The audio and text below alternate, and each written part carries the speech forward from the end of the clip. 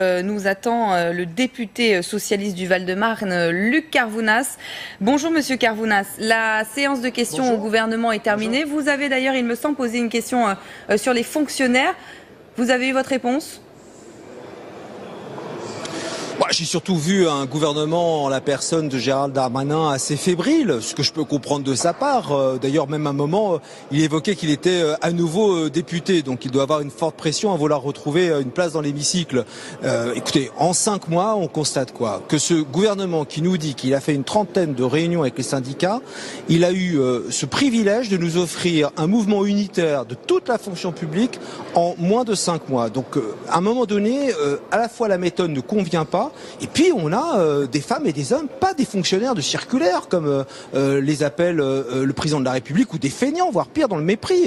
On a des femmes et des hommes qui font quoi ? Qui sont dans nos écoles à être aux côtés de nos enfants, aux côtés de nos grands-parents dans les maisons de retraite, à être dans nos rues pour faire en sorte qu'elles aillent bien en termes d'entretien. Voilà, ce sont des personnes qui se sont dédiées à l'intérêt général. Et aujourd'hui, on leur propose quoi ? On leur propose d'avoir leur salaire totalement gelé, alors que le point d'indice avait été revalorisé sous François Hollande. On leur propose une augmentation de la CSG dont moi, personnellement, j'ai toujours pas compris la mécanique que nous présente Édouard Philippe, mais c'est pas la première fois qu'on comprend pas grand-chose au Premier ministre. Et puis, la suppression du jour de carence. Et en plus, après les 160 000 emplois aidés qu'on a vu couper dès la rentrée dernière en septembre, on nous annonce 120 000 postes de moins. Ils vont les prendre où ?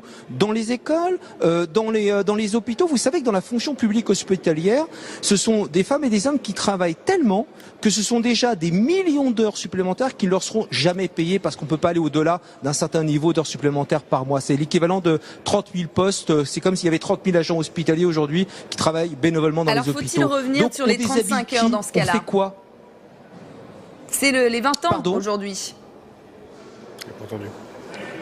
Écoutez, aujourd'hui, la fonction publique est dans la rue. Le Parti socialiste soutient le mouvement unitaire. Nous sommes très très clairs. Il y a, soi-disant, une conférence salariale qui va être organisée le 16 octobre prochain autour du ministre des Comptes publics.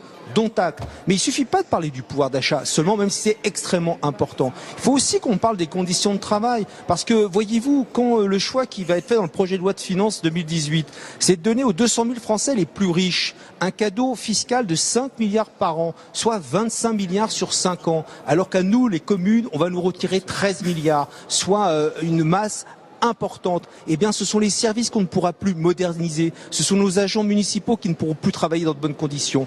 On est face à une vraie régression de notre modèle social.